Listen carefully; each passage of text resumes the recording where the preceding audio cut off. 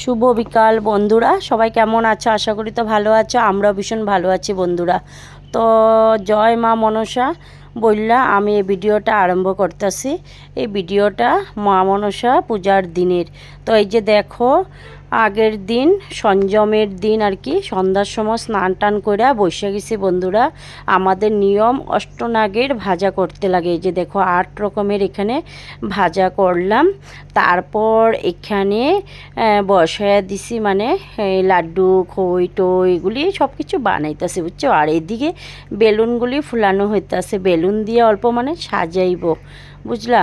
তারপর মা আসা পড়লো, তো মারে কোলা দিয়া মানে বরণ করে আনলাম। আর এদিকে এই যে দেখো, আমি অধিবাসের দিন আমি এই যে এখানে সব কিছু রেডি করে রাখছি। আর কতগুলি ফুলের কলি দেখো রাখা দিলাম ডালাতে, আগামী মানে পরের দিন ফুটবো।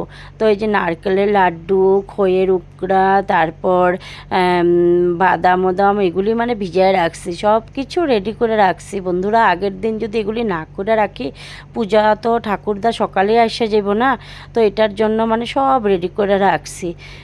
যত তাড়াতাড়ি রেডি করা যাব তাড়াতাড়ি হইব। তারপর পূজার দিন সকালে ব্রাহ্মণী মাসি আসা পড়লো ভুগে রান্নাটা করার জন্য। তো এই যে দেখো এখানে আমার বড় যা লগে আছে, তো বড় যা সব কিছু রেডি করে দিল। ব্রাহ্মণী মাসি ভুগে রান্নাটাও করতেছে। আর এদিকে বেলুন দিয়ে অল্প কোনো রকম একটু সাজাইছে বন্ধুরা, বেশি সুন্দর করে সাজাইতে পারছে না। আর এদিকে দেখো ফুলগুলি ডালাতে দেখছো কি সুন্দর ফুটটা গেছে। আর আমি ফাইনালি কি করছি জানো, স্নান করে আসা পড়ছি। তো এই যে দেখো এখানে মায়েরে মানে আসনে বসানো হয় নাই, তো বসাইবো তোমার দাদাভাই স্নান করে আসে। আর আমি ওই দিন বৃহস্পতিবার পড়ছিল, তো ভেজালের উপরে ভেজাল। তো এই যে দেখো ঠাকুর ঘরে এসে আমার ঠাকুরের পূজা তো আগে দিতে লাগবো না বন্ধুরা। ঠাকুর ঘরে যদি পূজাটা না দিয়ে যায় তাহলে তো আমার দেরি হয়ে যাব। তো এদিকে দেখো আমি ঠাকুর পূজা দিয়া আস্তে আস্তে এদিকে ওরা কি করলো, সব কিছু রেডি করে নিছে বুঝলা বন্ধুরা। এই যে দেখো এই যে একজন দিদি, তারপর আমার যা, ওরা মানে সব কিছু রেডি করে নিছে। ওরা আমার প্রত্যেক বছর হেল্প করে দেয়, না হলে কিন্তু আমি কীরকম করুম কত। আমি শর্টকাটে ভিডিওটা দেখাইতেছি কেন না, তোমরা তো ধৈর্য থাকবো না এত বড় ভিডিও দেখতে। কিন্তু বলতেছি তোমরা দেখো ভিডিওটা, পুরাটা ভিডিও দেখবা, খুব সুন্দর হয়েছে কিন্তু। তো এই যে দেখো ঠাকুরদাও আসা পড়লো, তখন 9:30 মতো বাজ্যা গেছিলো গে, ঠাকুরদা আসা পড়লো। আর এদিকে দেখো সব রেডি করে নিল ওরা। আমি কিন্তু এগুলো রেডি করি নাই বন্ধুরা বুঝলা। আমার সাথে আমার যা, আমার ননা সবাই আছে। আর এই যে মাসি মালা গাঁথতেছে, আমার বৌদি, ওরা সবাই মানে হাতে হাতে মানে সব রেডি করে দিয়ে দিল। কি সুন্দর দেখো, কোনো কষ্টই হইল না, একদম ঝটপট করে ঠাকুরদা এসে দেখলো আমগো সব কিছু রেডি করা হয়ে গেছে। তো এখন এই যে দেখো এক একজন এক একটা কাজে ব্যস্ত হয়ে গেছে। তো সবাই মানে হেল্প করে দিলে সুন্দর হয় না বন্ধুরা, একা হাতে সব কিছু করা যায় না। আর আমি যে কোনো পূজা করি, যেটাই করি, সত্যি আমার সাথে কিন্তু ওরা থাকে, অনেক হেল্প করে দেয়। তো ঠাকুরদা বহু সুন্দর করে পূজাটা করতেছে। আর এদিকে প্রদীপগুলিও রেডি করে দিতেছে। করলাম না আমার কিচ্ছু করতে লাগতেছে না, সব ওরা রেডি করে দিতেছে। আমি শুধু এদিক থেকে ওদিক মানে দৌড়াদৌড়ির কাজগুলি, আমি যে বৈশা রয়েছি এটা না বন্ধুরা, আমার কাজগুলি আমি করতেছি। তো এইদিকে পূজার রেডিটা মানে ওরা করলো তো সুন্দর করে। আর ওই দিন এত ফুল পাইছিলাম মানে কি কমু, আমি চিন্তা করতেছিলাম যে ফুল পাবো না। আর এদিকে না খিচুড়ি লাবড়া বানানোর রেডিটা করতে আসছিল। তো আচ্ছা যাই হোক, তারপর ঠাকুরদা পূজা করতেছে, তো বললো যে প্রদীপগুলি জ্বালিয়ে দিতে। তো একজন একজন করে সবাই আমরাও মানে প্রদীপগুলি জ্বালিয়ে দিলাম। দেখো কি সুন্দর মানে প্রদীপগুলি জ্বালানো হইলো। তো এদিকে সব কিছু রেডি করা হয়ে গেল, বাটা ওটা দেওয়া। আর এই প্রদীপটা কিন্তু মায়ের প্রদীপ, তোমার দাদা ভাই প্রতি বছর মানে জ্বালায় দেয়। তো এই প্রদীপটা মেন, এটা আমরা সারা রাত্র এই প্রদীপটারে দেখি, নিশি জাগরণ করি বুঝলা বন্ধুরা। আমার যে কি যে একটা উৎসাহ থাকে, কি যে একটা মানে আনন্দ, এই মা মনসার পূজাটা আসলে মানে আমার মনে মানে আলাদা একটা আনন্দ হয়ে যায়, আমি নিজেও বুঝি না, মানে এত ভালো লাগে আমার এই মায়ের পূজা কি কমু। তো দেখো কাশি ঘন্টা বাজাইয়া কি সুন্দর পূজা হইতেছে, ঠাকুরদা আরতি করতেছে, একটার পর একটা নিয়মগুলি সব কিছু করতেছে। আর তোমার দাদাভাই সামনে বসা আছে, তোমার দাদাভাই সামনে বসা, সবাই আমরা সবাই আছে, আমার বৌদিও আছে, সবাই। তো যাই হোক সুন্দর করে পূজাটা হয়ে গেল, তারপর যজ্ঞ করবো। তো এই যে দেখো যজ্ঞর জন্য সব কিছু রেডি করে দিতেছে।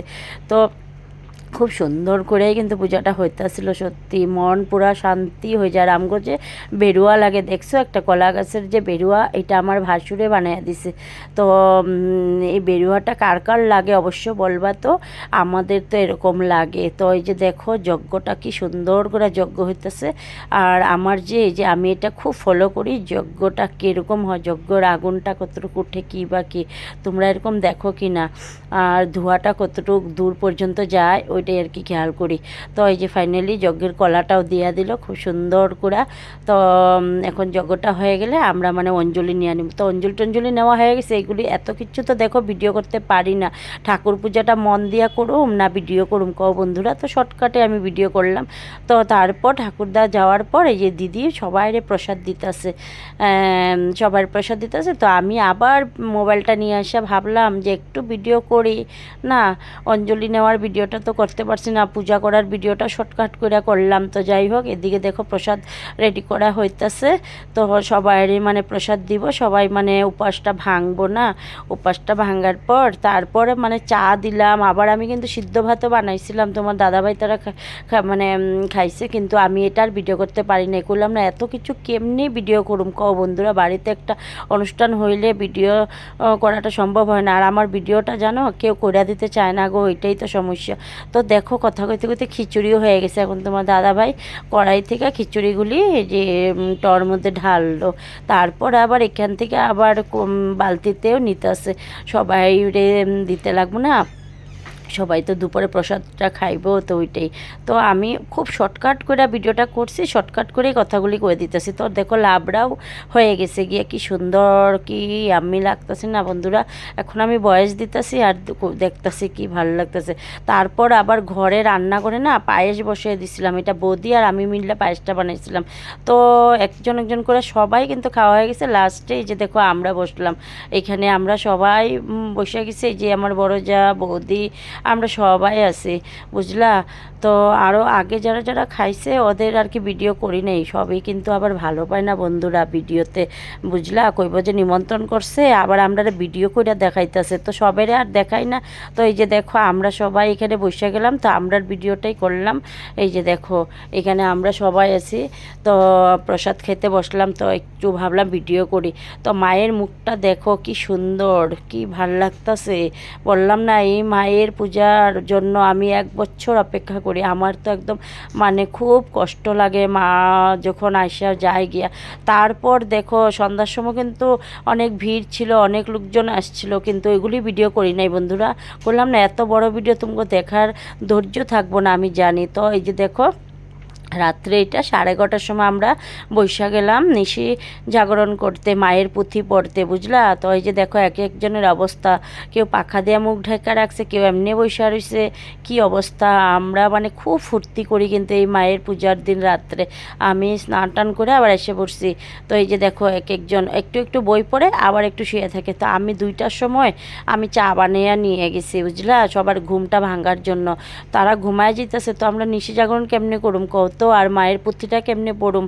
তোমরা তো জানো যে মায়ের পুঁথি রাত্রে পড়তে লাগে। আমরা প্রদীপটা দেখি, আমি যত বছর থেকে পূজা করতেছি, আমার শাশুড়ি যাওয়ার পর থেকে আমি পূজাটা করতেছি, তো আমি নিশি জাগরণ করি। আর এই যে দেখো এটা কখন জানো বন্ধুরা, এটা 3:30টার সময় জানো কি কয় আম পাতা লাগে, ভুল লাগিছি গিয়া জিয়ানি পড়ুম। তো জিয়ানোর সময় তো আম পাতার জল ছড়া দিতে লাগে, তো আম পাতা পাড়তে ভুল লাগিছে। তো আমার ছাদের থেকে আমার বড় বড় জালের মানে ওইদিকে মানে আম গাছ একটা আছে, জালে কইলো যে আয়ো অল্প পারবা। আমার তো ভয় লাগতেছে, আমি ঠাকুরের নাম নিয়ে নিয়ে ছাদে গেছি অন্ধকারে।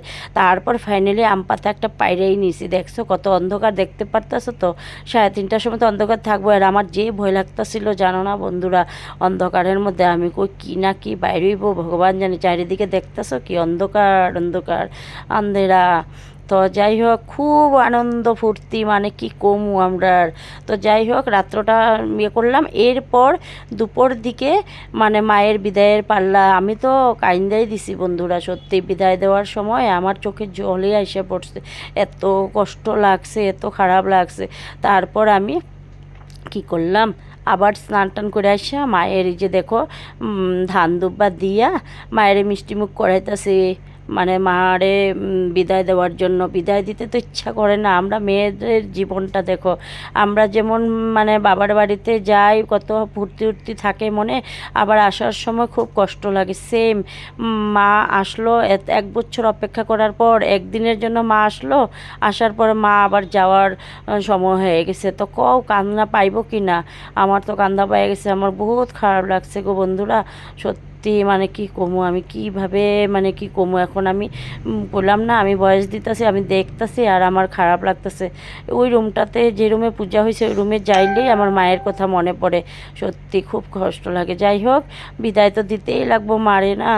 তো মিষ্টি খাওয়া ধান দুব্বা দিয়ে নমস্কার করতেছি। আমার গুড্ডু উড্ডু সবাই আছে, সবাই একজন একজন করে করছে। আমি করলাম না সব কিছু ভিডিও করতে পারি না। দেখো পূজা টুজার মধ্যে যদি শুধু ভিডিও নিয়ে বসে থাকি তো আমি মন দিয়ে পূজাটা কীরকম করুম, ঠিক না? তো শর্টকাটে ভিডিও করলাম। আর আমারে কেউ ভিডিও করে দিতে চায় না। আগে আমার ছেলেটা দিত, এখন আমার ছেলেটা বড় হয়ে গেছে তো দুষ্ট হয়ে গেছে, দিতে চায় না গো ভিডিও করে। তারপরে আমরা আমাদের ঘরের সামনেই মানে একটা পুকুর আছে, ওইখানে আমরা মানে মায়েরে বিসর্জন দিই। তো এই যে দেখো সব কিছু নিয়ে আমরা সবাই গেলাম গিয়ে এখানে যাইয়া, তোমার দাদা ভাই দেখো একটা একটা করে সব কিছু এই পুকুরটাতে বিসর্জন দিতে আছে, বুঝলা? তারপর সব কিছু দেওয়ার পর এরপর মারে বিসর্জন। এটা যে একটা কত দুঃখ লাগতাছিল মনের মধ্যে, কি কমু, কেমন লাগলো ভিডিওটা কই বাবা।